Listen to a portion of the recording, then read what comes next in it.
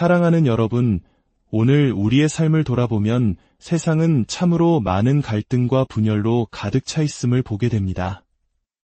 때로는 우리 자신의 마음 속에서도 선을 행하고 싶은 마음과 악한 욕망 사이에서 끊임없이 싸우는 것을 느끼곤 합니다. 이러한 내면의 전쟁과 세상의 소란 속에서 우리는 어떻게 평안을 찾고 어떻게 의미 있는 삶을 살아갈 수 있을까요? 오늘 우리는 성경의 한 구절을 통해 그 깊은 지혜를 탐구하고자 합니다. 이 말씀이 여러분의 마음에 큰 울림을 준다면 좋아요와 구독으로 저희의 여정에 동참해 주십시오. 여러분의 작은 격려 하나하나가 이 희망의 메시지를 더 많은 이들에게 전하는 귀한 씨앗이 됩니다. 이 선한 사역에 함께하시는 모든 분들 위해 하나님의 크신 축복이 함께하기를 기도합니다. 이제 사도 바울이 갈라디아 교회에 보낸 편지 5장의 말씀으로 함께 들어가 보겠습니다. 제가 봉독해 드리겠습니다.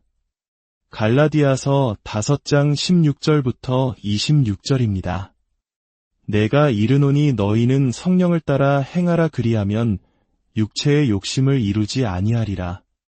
육체의 소욕은 성령을 거스르고 성령은 육체를 거스르나니 이 둘이 서로 대적함으로 너희가 원하는 것을 하지 못하게 하려 함이니라. 너희가 만일 성령의 인도하시는 바가 되면 율법 아래에 있지 아니하리라. 육체의 일은 분명하니 곧 음행과 더러운 것과 호색과 우상 숭배와 주술과 원수 맺는 것과 분쟁과 시기와 분냄과 당 짓는 것과 분열함과 이단과 투기와 술 취함과 방탕함과 또 그와 같은 것들이라. 전에 너희에게 경계한 것 같이 경계하노니 이런 일을 하는 자들은 하나님의 나라를 유업으로 받지 못할 것이요. 오직 성령의 열매는 사랑과 희락과 화평과 오래 참음과 자비와 양선과 충성과 온유와 절제니 이 같은 것을 금지할 법이 없느니라. 그리스도 예수의 사람들은 육체와 함께 그 정욕과 탐심을 십자가에 못 박았느니라. 만일 우리가 성령으로 살면 또한 성령으로 행할지니 헛된 영광을 구하여 서로 노엽게 하거나 서로 투기하지 말지니라. 아멘. 이 말씀은 우리 삶의 중심에 있는 거대한 영적 전쟁을 선포합니다. 바로 육체의 일과 성령의 열매 사이의 싸움입니다. 육체의 일들은 우리가 굳이 애쓰지 않아도 우리 본성에서 자연스럽게 흘러나오는 어둡고 파괴적인 것들입니다. 분노, 시기, 다툼, 분열. 오늘날 우리가 사회 곳곳에서 목격하는 아픔의 근원들이 바로 여기에 담겨 있습니다. 세상은 인종, 계층, 지위, 이념으로 나뉘어 서로를 향해 날을 세웁니다. 하지만 하나님께서는 자신의 백성, 즉 교회가 이 세상과는 근본적으로 다른 모습을 보여주기를 원하십니다. 교회는 하나님이 이 땅에 거하시는 성전이며 세상의 모든 장벽과 경계선이 하나님의 은혜 안에서 허물어지는 곳이어야 합니다. 그렇다면 우리 자신에게 이런 질문을 던져보아야 합니다. 나의 삶, 나의 인격은 다른 사람들이 복음을 믿고 쉽게 만들 만큼 매력적인가? 이는 우리가 얼마나 성경 지식이 많은지, 얼마나 논리적으로 복음을 변증할 수 있는지의 문제가 아닙니다. 핵심은 나의 삶에서 어떤 열매가 맺히고 있는가 하는 것입니다. 우리의 삶이 이 삭막한 세상 속에서 아름다운 향기를 내뿜는 정원과 같다면 사람들은 그 향기의 근원을 궁금해하며 우리에게 다가올 것입니다. 오늘 우리는 바로 그 아름다운 열매, 성령의 열매에 대해 깊이 묵상하고자 합니다. 성령의 열매란 과연 무엇이며 어떻게 우리의 삶 속에서 맺힐 수 있는 것일까요? 첫째로, 성령의 열매는 구원의 조건이 아니라 구원의 결과라는 사실을 기억해야 합니다. 많은 사람들이 기독교 신앙을 마치 크리스마스 트리를 장식하는 것처럼 오해합니다. 자신의 노력으로 사랑, 기쁨, 인내와 같은 덕목들을 하나씩 따다가 자신의 삶이라는 나무에 주렁주렁 매달려고 했습니다. 하지만 이것은 생명이 없는 장식일 뿐입니다. 얼마 지나지 않아 시들고 떨어져 버릴 가짜 열매입니다. 이런 식의 신앙생활은 결국 깊은 좌절감과 피로감만을 남깁니다. 나는 왜 안 될까? 하며 자책하게 됩니다. 성경이 말하는 성령의 열매는 그런 인위적인 장식이 아닙니다. 그것은 우리 안에 심겨진 예수 그리스도의 생명으로부터 자연스럽게 자라나는 유기적인 열매입니다. 우리가 예수님을 구주로 영접할 때 성령께서는 우리 안에 새로운 생명을 심어주십니다. 그 생명이 뿌리 내리고 자라면서 그 결과물로 사랑과 희락과 화평이라는 열매가 맺히는 것입니다. 따라서 열매는 우리가 만들어내는 것이 아니라 우리 안에서 성령께서 만들어 가시는 것입니다. 마치 농부가 씨앗을 심고 물을 주지만 그 씨앗을 싹트게 하고 자라게 하는 것은 농부의 힘이 아니라 씨앗 안에 있는 생명력인 것과 같습니다. 우리는 그저 좋은 땅이 되어 성령께서 우리 안에서 일하시도록 내어드리면 됩니다.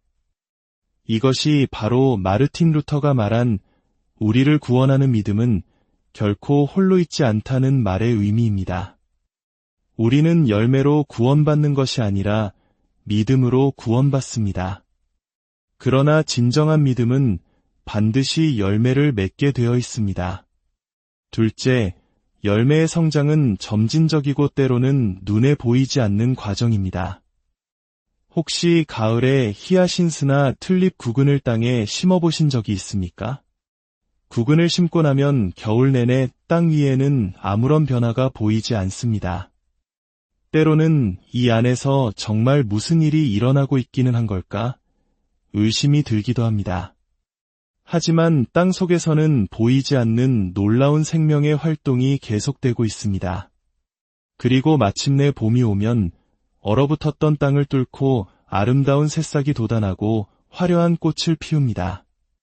우리의 영적 성장도 이와 같습니다. 성령께서 우리 안에서 일하시는 것은 대부분 조용하고 서두르지 않으며 오랜 시간에 걸쳐 일어납니다. 때로 우리의 삶에 아무런 변화도 없는 것처럼 느껴지는 영적인 겨울을 지날 때도 있습니다. 하지만 그 시간 속에서도 하나님은 쉬지 않고 우리를 빚어가고 계십니다. 그러므로 우리는 자신에 대해 그리고 다른 형제자매에 대해 인내심을 가질 필요가 있습니다. 하나님께서 시작하신 선한 일을 그분께서 친히 완성하실 것을 믿고 기다리는 지혜가 필요합니다. 셋째, 성령의 열매는 하나의 온전한 열매입니다. 본문을 자세히 보시면 성령의 열매들은 이라고 복수형으로 말하지 않고 성령의 열매는 이라고 단수형으로 말하고 있습니다. 이는 사랑, 희락, 화평, 오래 참음 등 9가지 덕목이 서로 분리된 9개의 과일이 아니라 마치 한 송이의 포도처럼 서로 연결된 하나의 아름다운 열매임을 의미합니다. 이는 성령의 은사와는 다릅니다. 성경은 각 사람에게 서로 다른 은사가 주어진다고 말합니다. 어떤 사람은 가르치는 은사를, 어떤 사람은 섬기는 은사를 받습니다. 모든 사람이 모든 은사를 가지지는 않습니다. 그러나 성령의 열매는 다릅니다. 모든 그리스도인은 이 9가지 성품 전체를 향해 자라가도록 부름받았습니다. 어떤 사람은 선천적으로 온유한 기질을 가졌을 수 있습니다. 그래서 나는 온유의 열매는 있으니 절제는 다른 사람이 맺어주겠지라고 생각할 수 없습니다. 신학자 존 스토트의 말처럼 성령께서는 한쪽으로 치우친 기형적인 그리스도인을 만들지 않으십니다. 성령님은 우리 안에서 사랑은 있지만 인내가 없거나 기쁨은 있지만 절제가 없는 불균형한 모습을 원치 않으십니다. 그분은 우리를 온전한 그리스도의 형상으로 이 모든 아름다운 성품이 조화를 이루는 모습으로 빚어가십니다. 그렇다면 이 9가지 성품 중 가장 먼저 언급된 것은 무엇일까요? 바로 사랑입니다. 사랑은 단순히 9가지 덕목 중 하나가 아니라 다른 모든 열매가 흘러나오는 근원이자 뿌리입니다. 진정한 사랑은 기쁨으로 표현되고 인내로 증명되며 친절함으로 나타납니다.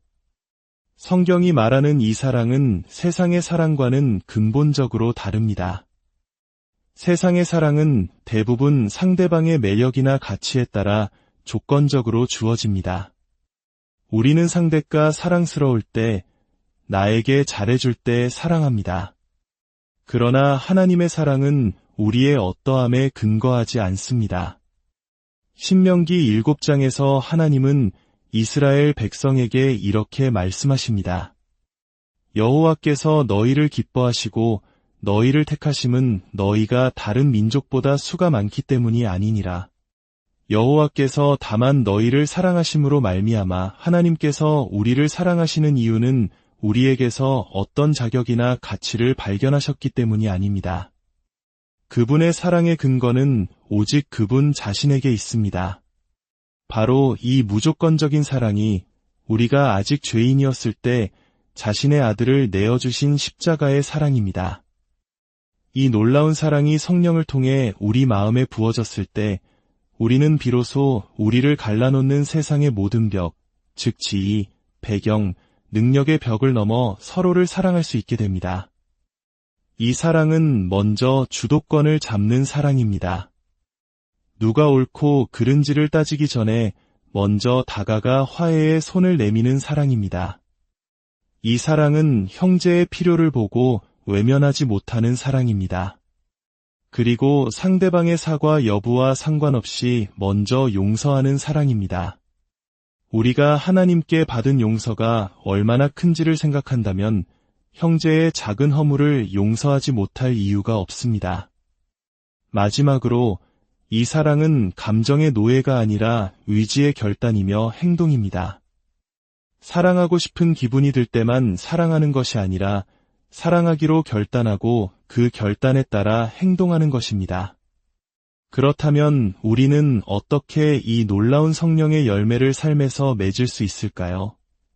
빌립보서 2장은 우리에게 놀라운 진리를 가르쳐 줍니다. 두렵고 떨림으로 너희 구원을 이루라. 너희 안에서 행하시는 이는 하나님이시니 자기의 기쁘신 뜻을 위하여 너희에게 소원을 두고 행하게 하시나니 이는 하나님의 주권적인 역사와 우리의 책임적인 순종이 함께 가는 신비를 보여줍니다. 열매를 맺게 하시는 분은 하나님이시지만 우리는 그 열매가 잘 자라도록 최선을 다해야 할 의무가 있습니다. 마치 집에 전기가 공급되더라도 우리가 직접 토스터의 스위치를 눌러야 빵이 구워지는 것과 같습니다. 성령께서 우리에게 능력을 주시지만 우리는 그 능력을 사용하기로 결단해야 합니다. 성령께서 우리 안에서 열매를 맺으시기 위해 사용하시는 방법들이 있습니다. 우리는 이것을 은혜의 수단이라고 부릅니다. 바로 하나님의 말씀을 꾸준히 읽고 묵상하는 것, 쉬지 않고 기도하는 것, 성도들과 함께 교제하며 서로를 격려하는 것, 그리고 함께 모여 하나님을 예배하는 것입니다. 이러한 기본적인 영적 훈련을 소홀히 하면서 풍성한 열매를 기대하는 것은 햇빛과 물을 거부하는 나무가 열매 맺기를 바라는 것과 같습니다. 또한 우리는 끊임없이 자신을 돌아보아야 합니다. 나는 믿음 안에 있는가 나 자신을 시험하고 확증하라 이 질문 앞에 정직하게 서야 합니다. 영적인 성장은 아이가 자기 키가 크는 것을 잘 느끼지 못하는 것과 같습니다. 정작 그 성장을 가장 잘 알아봐주는 사람은 주변 사람들입니다. 나의 배우자, 나의 자녀, 나의 동료, 나의 교우들이 내 삶에서 사랑과 기쁨과 인내의 열매를 보고 있는지 우리는 겸손하게 물어야 합니다. 고린도전서 13장의 사랑은 오래 참고 라는 구절에 사랑 대신 자신의 이름을 넣어 읽어보는 것은 우리의 현주소를 깨닫게 하는 가장 강력한 방법 중 하나일 것입니다. 사랑하는 여러분, 그리스도인의 삶은 우리 자신의 힘으로 거룩해지려는 고된 노력이 아닙니다. 그것은 내 안에 계신 성령의 능력에 온전히 의지하여 그분이 내 삶을 통해 아름다운 열매를 맺으시도록 나를 내어드리는 여정입니다. 우리는 여전히 부족하고 넘어질 때도 많지만 은혜 안에서 우리는 어제의 나보다 더 나은 모습으로 예수님을 더 닮은 모습으로 자라가고 있습니다. 오늘 말씀을 마음에 새기며 함께 기도하기를 원합니다. 우리의 삶이 헛된 영광이나 시기, 다툼과 같은 육체의 일이 아니라 사랑과 희락과 화평과 같은 성령의 아름다운 열매로 가득 차게 해달라고 말입니다. 그리하여 우리의 삶 자체가 세상 속에서 하나님의 사랑과 아름다움을 증거하는 향기로운 편지가 되게 해달라고 간구합시다. 주 예수 그리스도의 은혜와 하나님 아버지의 무한하신 사랑과 성령의 교통하심이 이 말씀을 듣는 모든 분들의 삶 가운데 이제로부터 영원까지 함께 하시기를 간절히 축원합니다.